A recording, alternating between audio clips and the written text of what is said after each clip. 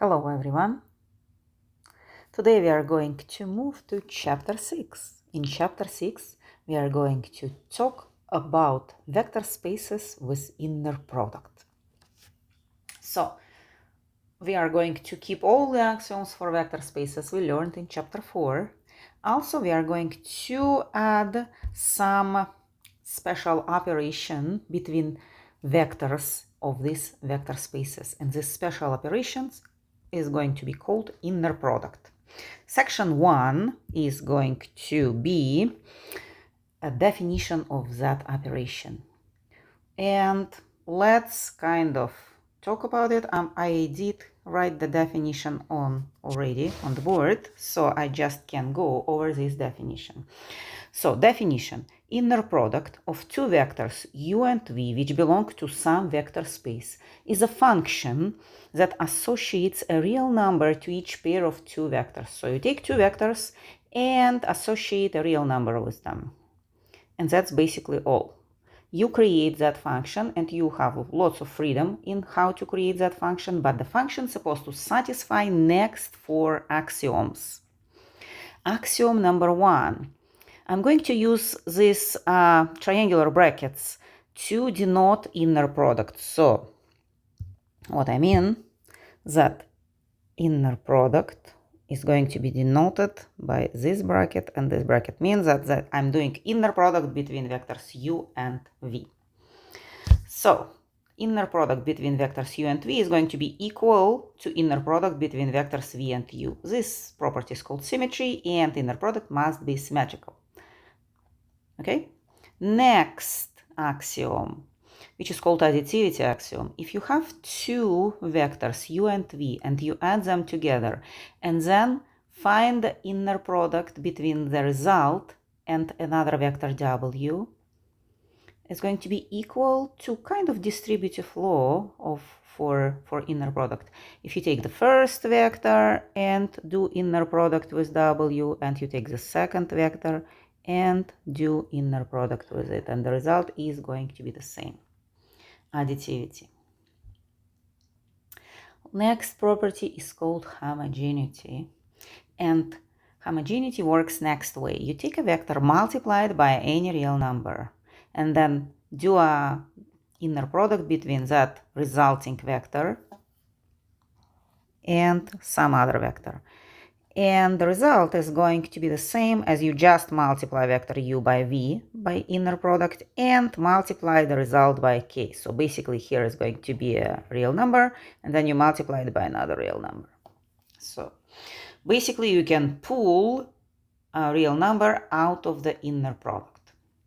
Last property for inner product is called positivity. So inner product between vector itself. So if you want to multiply or kind of find a function of inner product between vector and vector itself, it's always going to be greater or equal than 0. And it's going to be equal to 0 only in one case, when the vector is actually equal to 0. So all other vectors are going to produce non-zero number as a result. So vector spaces with such inner product function defined are called inner product space. Basically trying to say that we have vector space plus special operation between vectors in that space. This operation between vectors in that space is very similar to dot product, which we used in chapter 3. I'm going to quickly go over like standard definition of that dot product, and we are going to maybe verify the axioms. So let me kind of move to that. So in Rn, so the vector space of n-dimensional vectors, we are going to define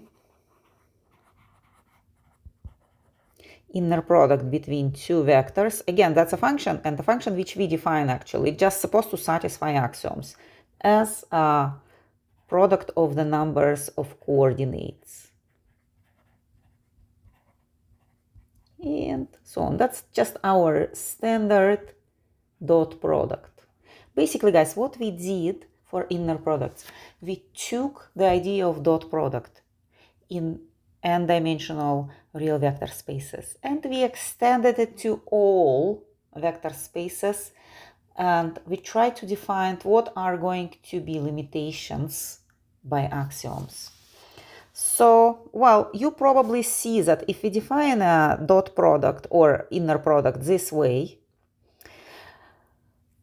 we can exchange u and v, and the result is not going to change, right? We remember that this u1 and v1 are the coordinates. So vector u has coordinates u1, un, and vector v has coordinates v1, vn, right? That's a real n-dimensional space. So these are going to be numbers. Some of them is number. If you exchange positions, it's still going to be a same number just because you exchange factors in each of this term. What is going to happen if you have the sum? Well, I'm going to kind of consider only one. Like, so if I have a sum of u plus v, axiom of additivity, and w, what I'm going to have is like u1 plus v1, the sum of coordinates, multiplied by w1, and sorry, I was not supposed to put a sign of the vector here. And of course we can actually open this parenthesis and have u1 by w1 plus v1 by w1. And we of course can repeat it for every parenthesis, and this way we are going to have u by w plus v by w inner products. So the first axiom we kind of checked without actually writing anything. The second axiom is additivity axiom. Well, for homogeneity also easy to check. If we have k, u, and over here v, if we define dot product this way, we are going to have k, u1, v1 plus k, u2, v2 plus lots of them, and this k, because it's a repeated factor everywhere, we can take it outside and have u1, v1 plus all of this, which is going to result into k, u and v product, so you can pull it. And the last one is positivity, and that's going to be like v by v. So we are going to have v1 plus. So what we are going to have, it's a sum of squares actually of the coordinates, right? v1 square plus vn square. And we do know that unless all these are equal to 0, that's going to be a positive number because all of them are greater or equal than 0. And the only chance for this to be equal to 0 is when all of them are equal to 0. So we kind of checked all axioms, right? And kind of our standard dot product is like inner product. Now guys, one more definition. Let's define something else. Let's define norm of vector v. Norm of vector v is going to be a square root of inner product of vector by itself. And also let's define the distance between two vectors, u and v. And it's going to be a norm of the difference of two vectors. And this is also going to be definition. In chapter 3, we were calculating them. But here it's going to be a definition. So norm of the difference is actually dot or inner product between difference and difference itself. So that's going to be the distance. And this is going to be norm. Well, we already defined that like for normal dot product. The same way we are going to define it for inner product. Well, what can we say about norm, guys, if we just look at how we define it? Well, first we know that number 1, norm is always greater or equal than 0. This is just a copy of axiom 4, right? Basically, if you extract the square root of axiom 4, you are still going to get a number greater or equal than 0, and it's going to be equal to 0. Norm is equal to 0 only if vector itself is equal to 0, right? Just because of the form of the vector. What else? Well, from homogeneity, what do we have? If we have a norm of kv, if we multiply a vector by k and take a norm of it, what do we have? Let's just use definition. That's kv, inner product. We know that for inner product we can take k outside and k outside here. Well, generally speaking, we cannot take this k outside, the second one, right? But we can use symmetry property, exchange it with v. Let me do it once, just for you to know like how to write it down properly. I'm going to show once like with all the steps. First, I'm going to take the first k, this k, v, k, v. Now, second, I'm going to exchange using symmetry. I'm going to write down kv, v. And now I'm going to take the second k outside. K square, v, v, right? Well, we know that a square root of k is, if k square is absolute value of k, right? Yeah, it's very tempting to write down just k, but we do know that k not necessarily supposed to be a positive number. If it's a negative number, whenever you square it, it's going to become positive, and then whenever you take a square root of it, it's not going to become negative. Otherwise, your norm is going to be negative. And we are going to have a square root of v, right, which is actually norm. So it's absolute value of k by norm of v. So what we can do, we can also take k outside of the norm. Just don't forget to put absolute value, because sometimes k is negative. K is just any coefficient of proportionality. It's not necessarily supposed to be positive. Well, some other interesting properties. Property number 3. Distance between vectors u and v is going to be equal to the distance between vectors v and u. How do we kind of show this or verify this? Well, let's just use the formula for distance. What is distance between u and v? Distance is equal to square root of u minus v, right? Well, here, guys, I'm going to take outside minus 1, and from this one outside minus 1. So I'm going to have minus 1 squared, like my k is minus 1 actually.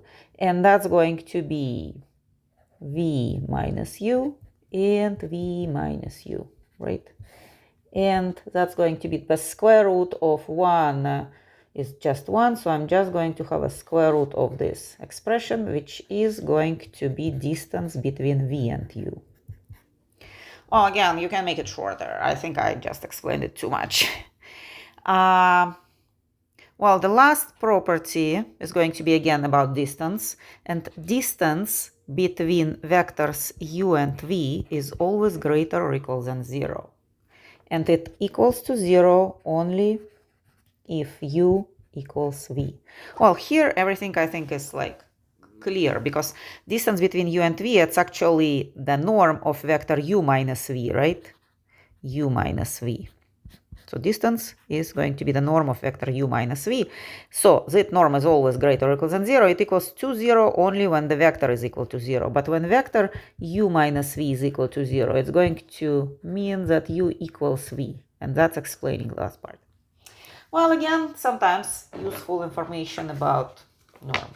Now, we already knew dot product, so we did not create inner products just to work again or go back to dot product. We created inner products to make slightly different functions from typical dot product and still working similar way as dot product. I'm going to introduce several possibilities for different ways to do inner product. And my first is going to be number 1. Weighted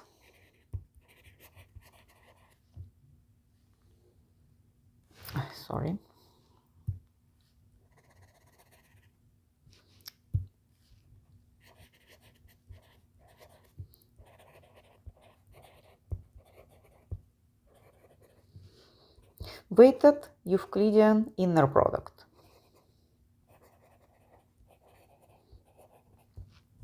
What is weighted?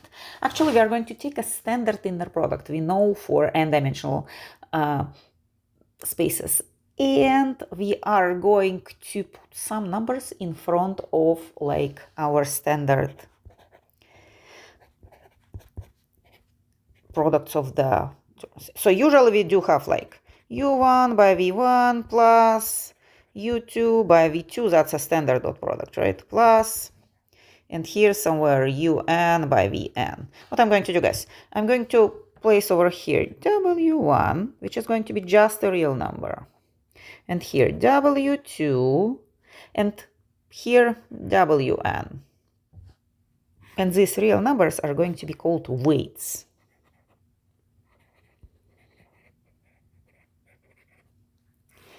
And we can consider our standard dot product as weighted product with the weights equal to 1. But we can actually use different weights. I'm going to consider example just to show you how it works, but I'm going to go too deep into it. So let's consider two-dimensional vector space. Each vector has two coordinates. And like two-dimensional real number vector spaces. Now I'm going to define u and v inner product next way.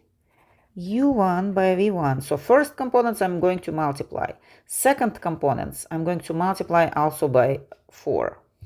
Sorry, the first one's supposed to be u1 u2 by v2. So the weight over here, w1 equals 1, w2 equals 2. And if you take this definition and try to verify axioms, all of them are going to work. Why? Well, because we did not change much our standard dot product, right? We just added a number in front. And like just imagine that you exchange u and v, it's still gonna be the same number. If you place somewhere here like u plus v here and w here, we are still going to get a distributive property, which is additivity. Also, homogeneity is still going to work because we kind of did not modify it. We did not square anything, did not extract a square root. We just multiplied one of the products by a number. And additivity is going to work too. But it always makes sense to verify actually axioms. But that was just an example, right? I'm going to introduce you like another example, or not another example, another different inner product. Second example is going to be example number 2, standard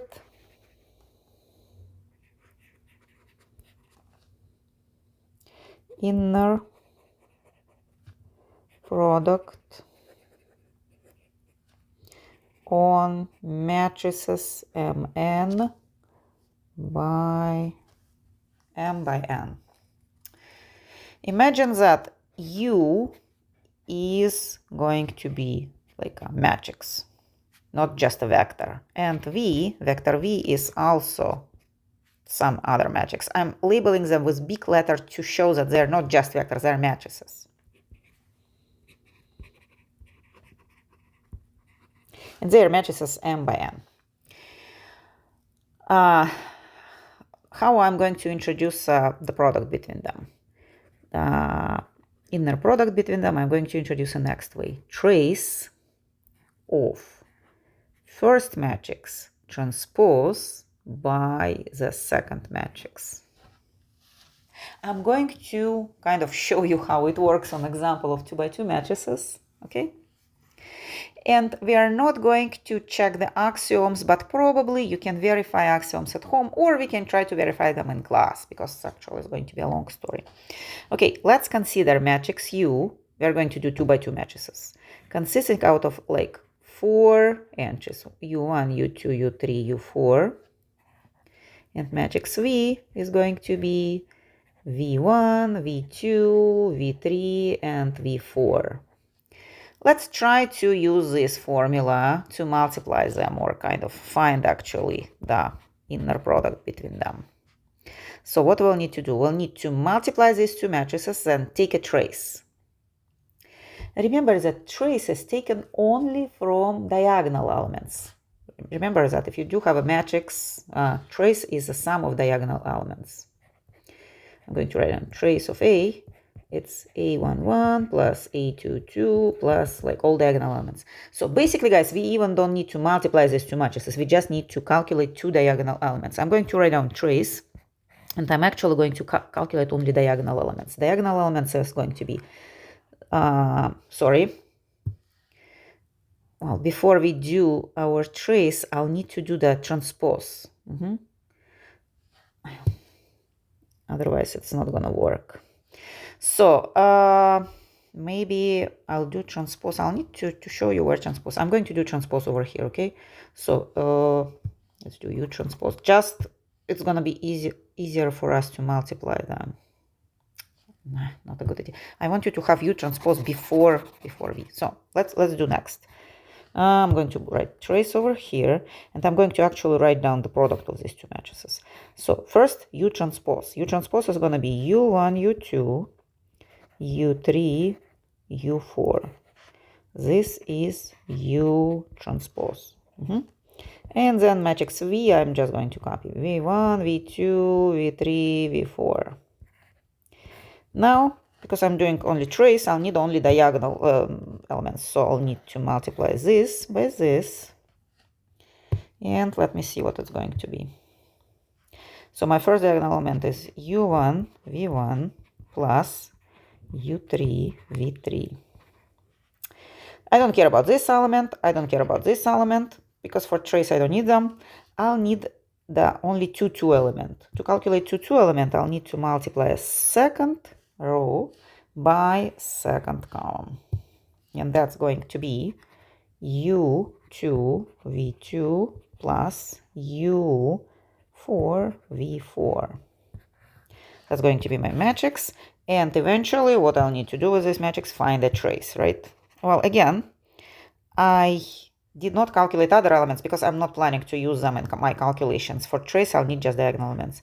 So trace is a sum of diagonal elements, so I'm just going to add them. U1, V1 plus U3, V3 plus U2, V2 plus U4, V4. And if you look at this trace, you probably recognize a standard dot product, right?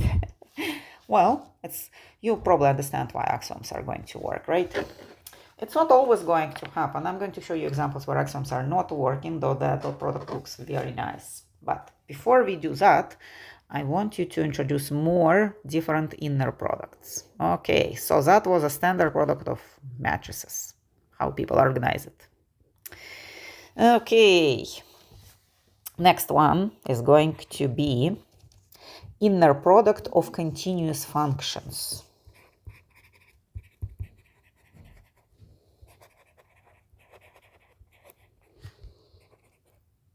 On C, on interval AB, continuous functions.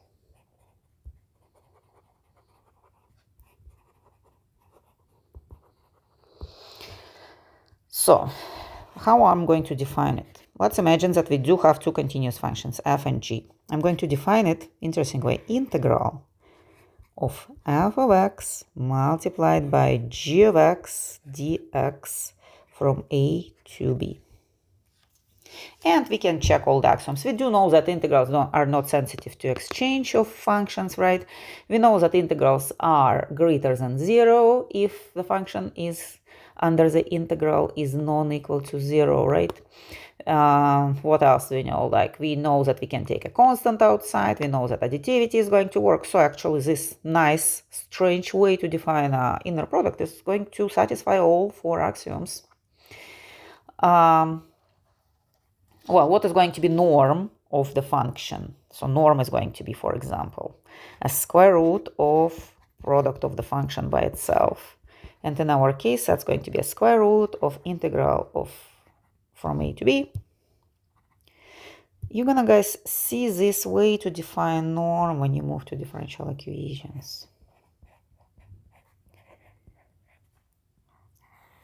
So, well, for vectors, norm is kind of length of a vector, but for functions, it's kind of integral, the square root of integral. Well, now maybe we should consider some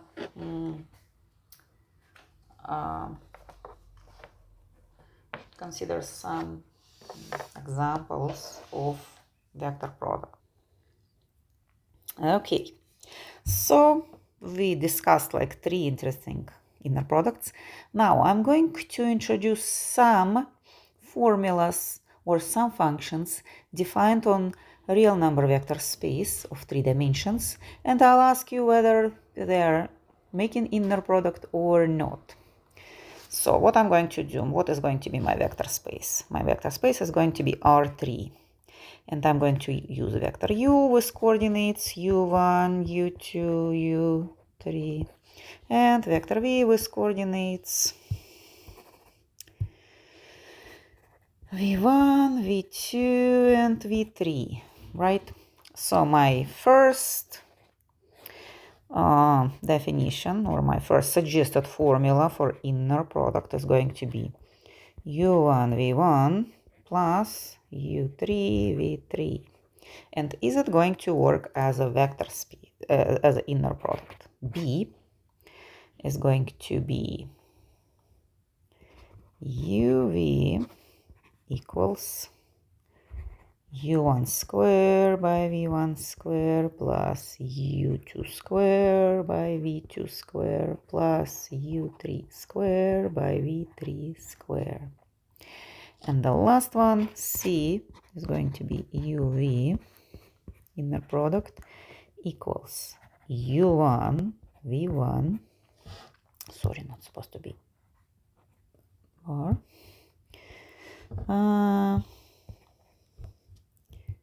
minus u2 v2 and plus u3 v3. So basically we just need to check if axioms are working on these suggested inner products. All axioms, are they going to work or not?